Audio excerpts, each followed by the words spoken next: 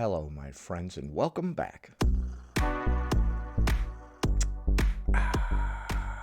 Today, we're going to be taking a look at an update video from someone I covered recently who was angry that she had to buy a second seat on a Southwest flight. She got a lot of negative comments after that initial TikTok she uploaded, and she's responding to some of them in this clip. She says it's an inevitable truth that you're going to be squished up against somebody during a flight, no matter what you weigh. She goes on to say if you're a person of size, you have every right to take up space, even if it's more space than the person next to you.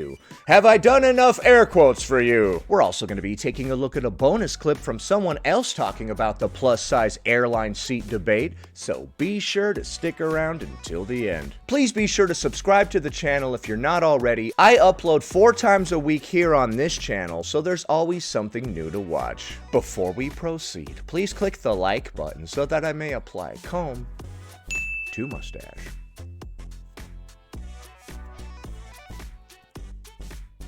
The comment section of my Southwest video is like the wild, wild west. Holy cow.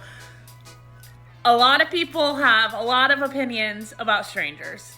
Now, most people have been super kind. Well, when people upload things to the public internet, strangers often have opinions on them. They have congratulated me on losing weight. They're sympathetic about the situation. And a lot of people just don't agree with the policy or how it was handled. However, there were some... For those that don't remember, I made a video about this person recently. She was angry because she had to buy a second seat on a Southwest flight because they said she couldn't fit into one. Some comments that were insane, and I guess I just want to address them, not to give them more attention, and I don't feel the need to explain myself, but... You're gonna explain yourself? I just want to put out the right information and the correct information about my situation and, honestly, myself and my body, since that seems to be a huge topic of discussion. Well, when you upload a video to the public internet, once again, people might have opinions. Granted, I should have seen that coming, just the nature of the video, but whew, strangers, they're ruthless. I've seen a lot of comments saying, I hope that this was the wake-up call you needed, or I hope that this situation was the push you needed to make a change in your life. I don't think that those people watched my whole video, or... They must have not watched your whole video, because she said she's already lost 100 pounds and she's currently on a weight loss journey, which, like I said, makes her stance all the more confusing here. Else they would have known that I have been making huge changes in my life. I got the gastric bypass surgery in November, and I don't know of a more extreme measure you can take with the goal of wanting to lose weight. Besides, nothing. I mean, getting your stomach cut out so you can lose weight and keep it off. I feel like that doesn't actually help you keep it off. It only helps you lose the weight initially. A lot of people actually put weight back on because they didn't change their lifestyle. So I hope you don't think that all of a sudden you're good to go now just because you had the surgery. There are a lot of lifestyle changes that we need to adhere to, mostly dietary. We cannot keep eating the way that we were eating before that made us morbidly obese. Otherwise, we will become morbidly obese again. That proves that I have the motivation to lose weight. By paying for a surgery? I'm not downplaying it, I'm just saying. I know it's extreme and you went to a great length, you had a surgery, this, that, and the other thing. I wouldn't say that that proves you have the motivation to lose weight. That proves you have insurance or whatever money to pay for this procedure. And an uncomfortable situation with some strangers or some mean and hurtful comments on the internet,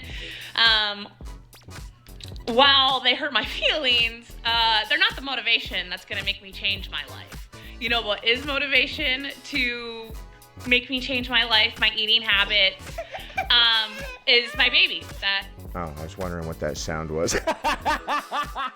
Uh-oh, what's happening? I hear the sound of a child screaming, but I don't see a child. Is crying.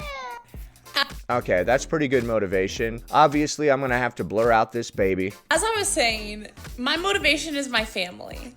If we've decided to lose weight and we got gastric bypass surgery and all that, we see the value and the legitimacy in losing weight. So I don't know why we would still be upset when an airline makes us pay for a seat that we're spilling into. We're trying to take care of this situation so we stop spilling into other seats. We're like deciding to lose weight, but kind of still pushing fat acceptance talking points. As we'll see in a moment, she'll be pushing them even harder. And I'm losing weight for them. And I've lost 100 pounds, and I plan on losing another 200 pounds. Great job, dude. You got this.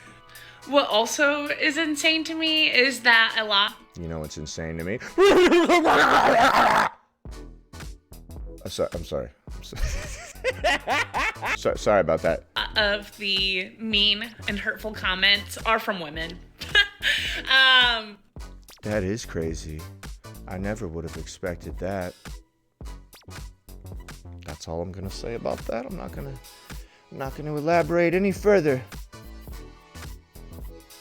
Which, whatever, I guess, but... I am shocked and appalled. This cannot be. There was this one lady, mind you, she posted the same comment like 3 or 4 times on different threads within the video. She took a screenshot of me in one of my videos that I posted of me working out, and she took a screenshot of that video showing my body and said, "This is why they pulled you aside." Okay, that's not very nice. First of all, rude. Yeah, that's pretty rude. Second of all, you hate a fat person either way. You hate that they're fat, but you're still gonna make fun of them when they are trying to not be fat, you know? Well, people are often not very nice, and that person probably didn't finish watching the video. They're just like, oh, you're complaining that you had to buy a second seat? Here's why you couldn't fit into the seat. They didn't see the part where you said you were actively losing weight. Working out. It just seems so ironic to me. But in regard to the policy... I don't believe that's irony. That's more of you're damned if you do, you're damned if you don't. ...itself, I understand it's controversial. I get it, right? Like, I get either way not wanting to be squished against the other person. However, I think in the nature of flying, that's just an inevitable truth, no matter what you weigh. Are you sure? I think if somebody were not spilling over into the next seat, it would not be an issue. 2 people that were not too large to fit into one seat sitting next to each other would not have this issue. We're not going to be all squished up against each other unless you're just trying to get all close to me for whatever your own personal reasons are. Calm down. Wouldn't be the first time. Try to contain yourself. The seats are tiny, as many people commented. I swim in those seats. I think the seats are too big. You know what I mean? I think they need to make them a little smaller, actually. You know what I mean? Like, I'm swimming in that seat. I'm going like this. I'm like, oh, man. So much room in this seat. I'm bringing in other people to sit next to me. I'm like, yo, dog, you want to get in on some of these seats? There's so much extra space left on the edge of this seat. You want to get in here? I'm just kidding. But no, other people aren't just stuck being squished up against each other. They are not considered plus size, and they too feel squished in a seat next to someone else. Not if that person isn't spilling over into my seat, then no, we're not going to feel squished. If me and a similarly sized person are sitting next to each other, we're not spilling over into each other's seats at all. We're just going to be battling over the armrest. Give me the freaking armrest! So, yes. Does it make it worse when it's a big person? Absolutely. Well, let's not delude ourselves into thinking that every single person is squished up against everybody else, even if they fit into the seat perfectly fine. But it's hard to avoid touching the person sitting next to you when you're flying just because of how small the seats are. Once you get to a certain size, sure. I don't have this issue. I'm not trying to be a jerk by pointing that out. I'm not trying to just randomly argue with her. I literally don't have this issue. I've only ever seen larger people spilling into other people's seats. I've never seen somebody that was just so darn tall that they couldn't fit into a seat, or somebody that just spilled into somebody else's seat without living in a larger body. I've never seen it. I really didn't think that video was going to get a lot of attention, just because none of my videos have gotten this kind of attention before. And so I really did just record those 2 first videos to send to my husband, because That's an interesting way of sending videos to each other on the public TikTok. And you're like, what the hell? Why are you guys watching this? That wasn't for you. That was for my husband. I couldn't call him, and I wanted to share my honest, raw feelings with him. So we're using TikTok as a personal video diary that we share with our loved ones, and we're acting confused when somehow the damn public internet got a hold of this. What are you guys doing watching this? This wasn't for you. Jeff, why did you share this video with all these other people? And then I decided to post them because I too saw videos from other people who had similar experiences flying with Southwest. But who knew being fat was so controversial? I don't know if that's what happened. I think that when you were upset that you had to buy a second seat, people were like, what are you upset about? Of course you have to buy a second seat if you can't fit into one. What about the person next to you? I think that's what the average person is on about. I guess I did know that being fat was so controversial and people have so many opinions on it, because I have been fat my entire life and I have been dealing with what comes with being fat my entire life. And unfortunately, most of the time it sucks, but there are a lot of kind people out there. And just like anything else, I am so much more than the size of my body. And I know that other large people have had similar experiences as me, and they too As me. Sorry, that didn't really work. Want people to see them pass the size of their body. While yes, I am actively losing weight, if you are a person of size or a big person, you have every right to take up space. Your own space. You don't have every right to take up other people's space. Which is what you were doing on that plane, which is why they made you buy a second seat. You're allowed to take up all the space you want, as long as you don't encroach on someone else's. Even if it's more than the person next to you. Hold on, what? If you are a person of size or a big person, you have every right to take up space. Even if it's more than the person next to you. And I mean that in it. Okay, sure, but you cannot take up the person next to you's space. Take up as much space as you want within the confines of your own area, but when you start spilling into somebody else's space, now you're not just taking up space, you're taking up their space. That's what a lot of people don't seem to wrap their head around, I think. A general statement, not just flying. I read a lot of comments of bigger people being terrified to fly, and I get it. Have you read any of the comments from people that have been seated next to somebody that was spilling into their seat? Do you have any sympathy for that at all? Have you heard any of their stories? I was terrified to fly at first too, not just because flying is scary in general, just because of everything that goes with it. You're out of control, and it just causes a lot of anxiety, but You're out of control when you're flying? For people that are larger, there's a whole nother layer of anxiety that comes with flying. And because I have had so many experiences flying now, I do feel like I understand the system a little bit better. Friggin' system. So I have gotten more comfortable, but I just want to say to people who are planning to fly and planning on trips, don't let the fear in general, the fear of people, the fear of having a situation of what happened to me stop you from enjoying your life. I feel like a lot of people think this way in general. They're only concerned with themselves and not how they inconvenience anyone else around them. I don't think you need to give people this talk of like, hey, stop worrying about everyone else. Only worry about yourself. I think everybody is pretty much on that same page, at least the society that I've been out in. It's funny when people go on TikTok and try to encourage people to be more self-obsessed. Like they need that. You know what, everyone? Stop worrying about what everyone else thinks. Just be concerned with what you want. I think everybody was already on that same page. Just because you're fat doesn't mean you don't get to enjoy a vacation, get to fly. You are allowed to take up space. I am so sorry for all the people who have experienced similar situations. I know how uncomfortable that was, and Oh, look at that little baby hand. I can understand that it didn't feel good, and I just hope that that one bad experience doesn't stop you from experiencing flying going forward. I'm a talker, so I could probably keep talking about this and keep just going on and on, but I have a sleepy, teething 9-month-old, and I need to put him to bed. But I appreciate all the new followers, and I appreciate the nice comments. And the people who aren't making so nice comments, I hope you find happiness.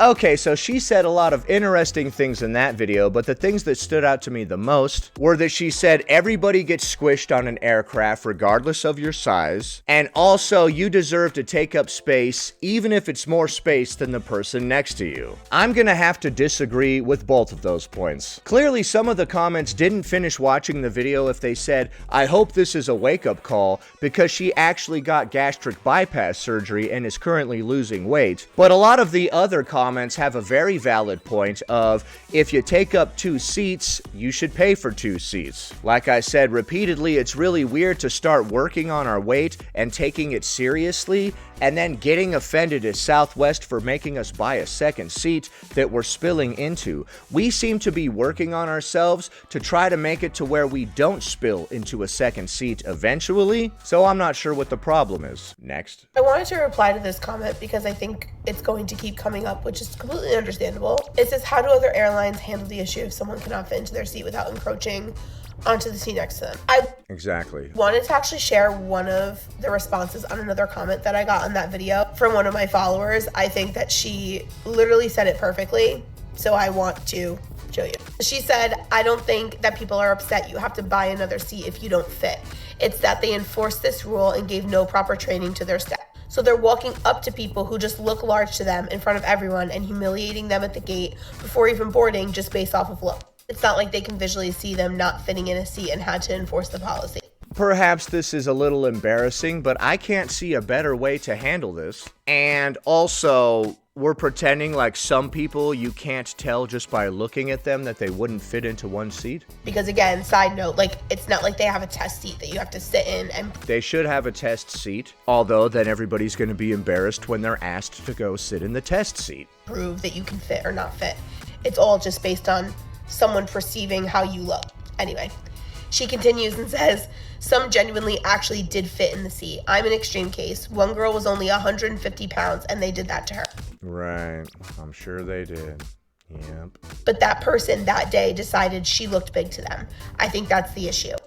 I can't think of a better way to handle the situation, even though this is embarrassing. They could pull you off to the side and handle it privately. Hopefully they're not like, hey, you look like you don't fit in the seat, like that one story we heard where that person kept asking that other person, are you sure you're comfortable, and yelling it across the airport. Hopefully we can handle it in a better way than that. Had some sort of protocol, an actual unbiased measurement, I think people would be less upset. For example, if they had a test seat to put people in. I think everyone can agree it's not fair if they're spilling over into another seat, but it's the way they're going about it. I thought she perfectly said it, and that's why I wanted to share her comment, because they could handle it in a more private way, sure. I think it very blatantly explains it. Someone is morbidly obese and they genuinely cannot fit into the seat. No, it's not fair for them to be encroaching on someone else's space. And I think that people think, like society thinks, that us as fat people feel like it's our right to do that. No, I don't agree with that. But it's our right to take up space, even if it's more space than others. What I'm saying is it's not fair for you just to look me up and down and assume I'm not going to fit.